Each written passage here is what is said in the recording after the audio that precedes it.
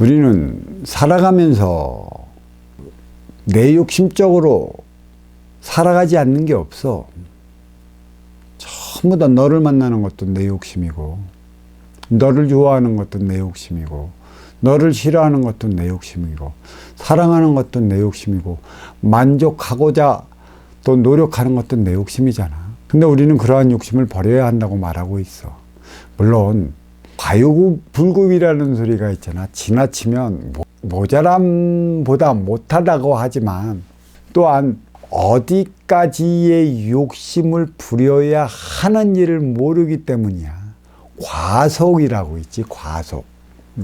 과속함으로 인해 갖고 사고를 일으키기도 하고, 정행으로 간다고 해서 그 시속에 맞추어 가다가도 과속하는 이에 부딪혀 사달라는 이들도 있어.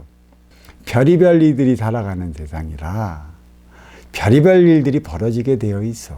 그건 바로 표적이지. 표적이란 내가 어떻게 하느냐에 따라 좋은 것을 받기도 하고 아닌 것을 받기도 하고, 다른 것을 받기도 하고 바른 것을 받기도 해. 좋은 것을 주고 받던, 나쁜 것을 주고 받던 우리의 삶은 주고 받는 데 있어 삶을 영위하고 있어. 주고받지 못하면 영위하지 못하는 것이지. 무엇을 위해? 입으로 먹고 오장육부가 소화시켜 다시 배출해 내잖아. 배출한다는 것은 쓴다는 것이지. 이 배출 기능이 바로 적용이 된다면 새로운 게 나가. 배출하지 못하면 새로운 게 들어올까? 쌓아두기만 하고 쓰지 못하면 새로운 게 절대 안 들어가. 오장육부가 막혀 병 걸려 죽는 거나, 지 주제도 모르고 그 과속계 가부가 걸려갖고 사고 내는 거나, 그 무엇 하나 다르지 않아. 전부 다 나 살기 위한 것이라고 있고, 또 어떤 이들은 내 삶, 내가 사는데 당신이 무슨 참견이라고 하면 무슨 할 소리가 있겠습니까만, 그로 인해 주위에 있는 이들에게 피해주고, 그로 인해 주위에 있는 이들이 끔찍한 사고를 당하는 것이죠. 이것도 당하는 이들조차 표적으로서 일련의 상황이긴 하겠지만, 주고받는다는 것은 순수, 낙이 나름에 달린 문제예요. 그래서 이 표적의 개념을 우리는 좀 바르게 알고 있어야 돼요. 내가 정규 속도로 가다가 과속하는 이가 부딪혀갖고 내가 사망하거나 잘못하거나 자식이 죽거나 몸이 병신되는 이 차원도 돌이켜 보면 내가 바르지 못한, 그리고 내가 나의 삶을 살아가지 못할 때 주어지는 표적의 일환인 것이죠. 어느 날인가 갑자기 로또 복권이 당첨이 됐다라는 것도 다르지 않습니다. 네가 로또에 당첨이 됐는데 주어진 이 질량을, 주어진 이 절호의 찬스를 바르게 쓸 수 있느냐는 얘기죠. 다 쓰지 못해 사달이 나는 겁니다. 내가 나의 삶을 살아가려면 어느 정도 창고에 보관은 해 놓아야 됩니다. 창고에 보관해 놓는다는 개념은 쓰기 위한 것에 있죠. 쓸 때만이 새로운 게 들어와요. 자꾸 쌓아놓으면 새로운 것 안 들어옵니다. 창조적인 것 안 들어옵니다. 그 무엇도 이로운 걸 창출할 수 없습니다. 창출은 쓸 때 나타나는 개념이죠. 아무리 뛰어난 자가 뛰어난 지식을 쌓아두고 있다면 쌓아두는 것이지, 쓸 때 또 다른 차원의 그 지식이 쌓아지는 것이고, 또 지혜를 꺼냈을 때 자꾸 꺼냈어야만 또 다른 지혜가 나오는 것처럼 쓰지 못하면 사달라는 겁니다. 음물에 그 겉물을 펴놓으면 그 밑에 있는 음물이 나오고, 그 밑에 있는 음물을 다 쓰면 그때서야 육각수가 나오는 것처럼, 번다는 개념은 쓴다는 것에 있고, 사의 개념은 정을 위한 것에 있고, 정이란 바르게 살아가는 건데, 바르게 살아가는 것은 소통의 개념이 있어요. 얼마나 이로운가, 얼마나 바르게 쓰느냐에 있는 것이 얼마나 내 육생의 질량을 내 창고에 모아두느냐에 있지 않다는 것입니다. 힘이 없는 정의는 무능력한 것이라고 누가 얘기를 하죠. 힘이 없는 정의. 참, 정의가 올바르고 만인의 이들에게 득이 된다면 힘이 없을까요?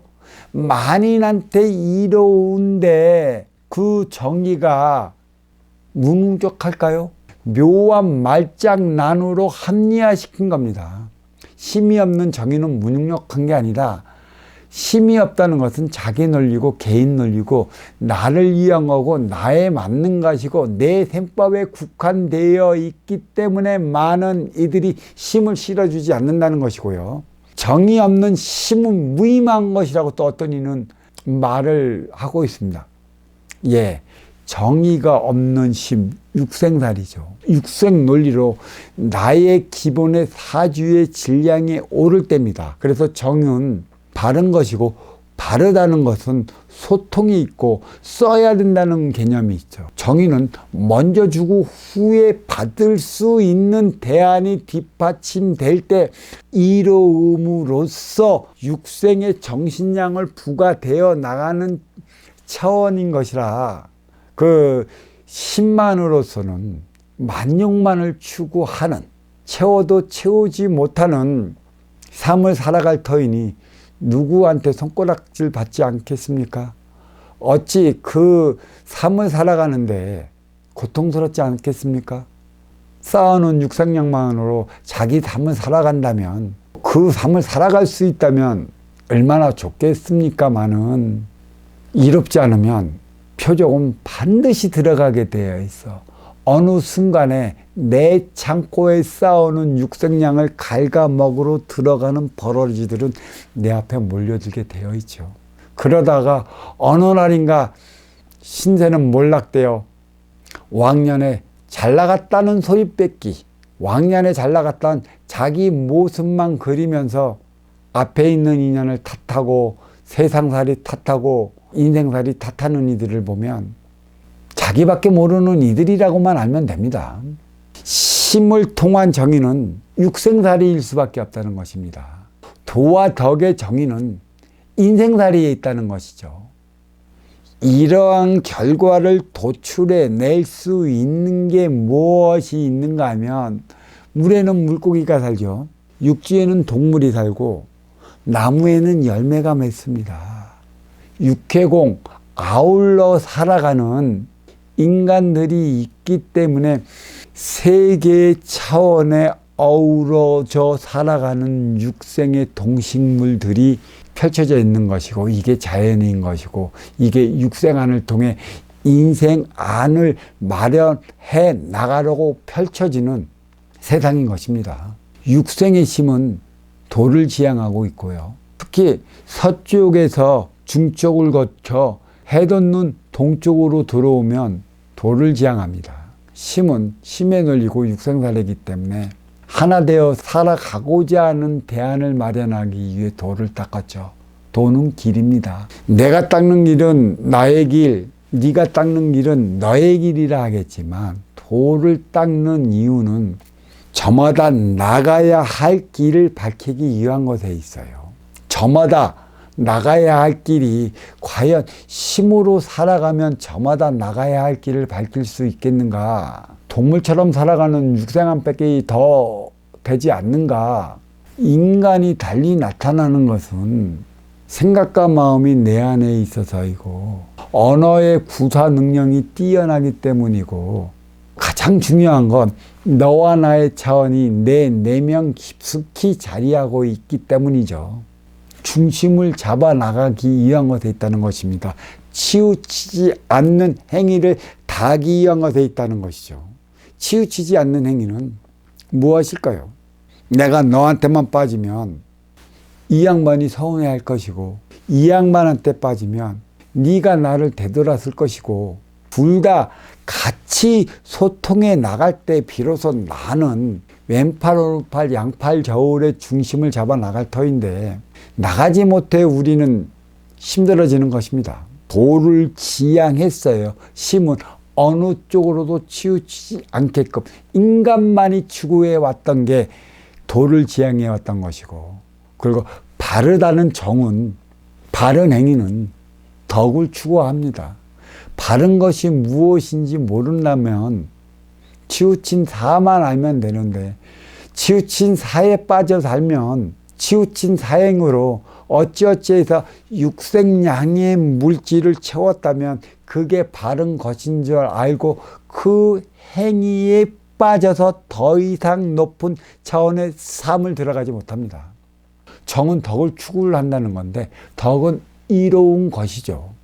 도를 지향한 건 바른 정을 찾기 위함이 아닙니다. 도로서 나아갈 바를 밝혔다면 덕으로서 그 행위를 다해야 하는데, 덕으로서 그 행위를 다하고자 한다면 바른 행위가 무엇인지 알아야 하기 때문에, 바르다는 정은 치우친 행위를 알 때만이 육생양으로 인해, 육건사 행위로 인해 나의 모든 것은 육생 만족을 위해 살아왔기 때문에 우리는 부질없는 짓만 해왔다는 것을 알 때만이 가능한 것입니다.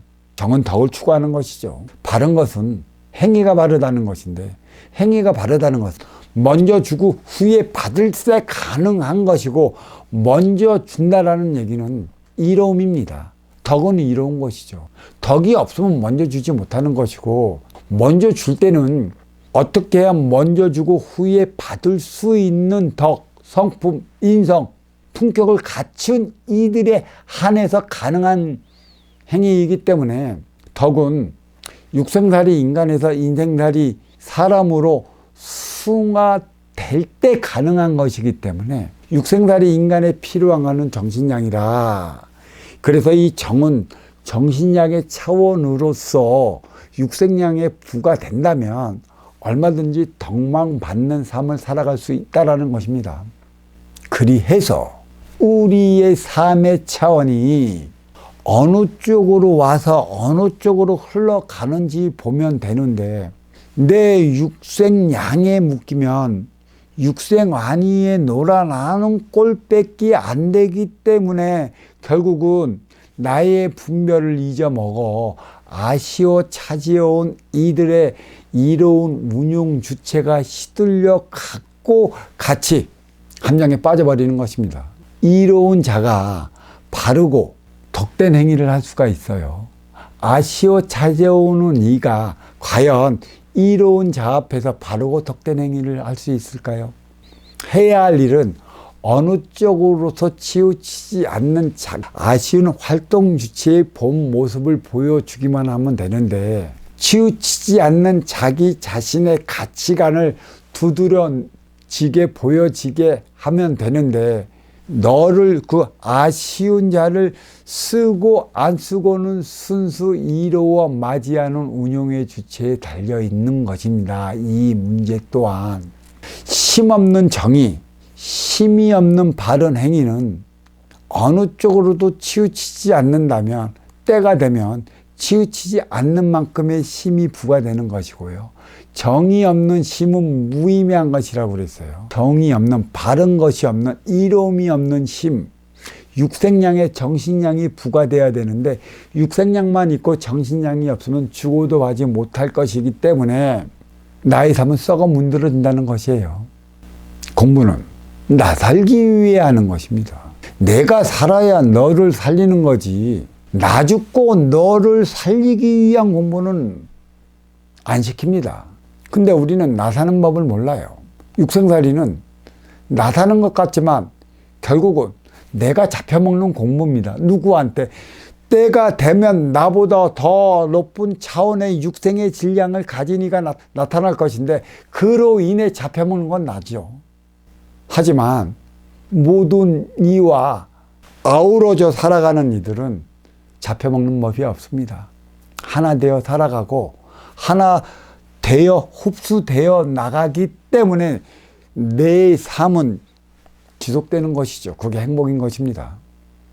힘은 잡혀먹는 것이고, 덕은 더불어 하나 되어 살아가 그 모두가 그 어우러진 삶을 살아간다는 걸 안다면 치우치지 않는 행위를 다하기 위해 노력하는 자는 아쉬운 자이고 바르고 덕된 행위를 다해야 한 자는 이로운 자라는 사실 앞에서 심은 도를 지향하고 정은 덕을 추구한다는 사실 하나를 잊지 않으면 됩니다.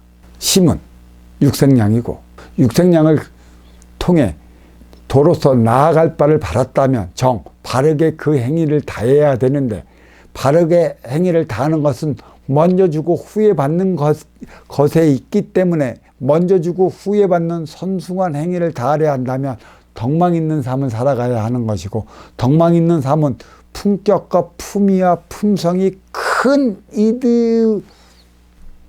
이어야 가능하다는 것입니다. 여기까지 하겠습니다.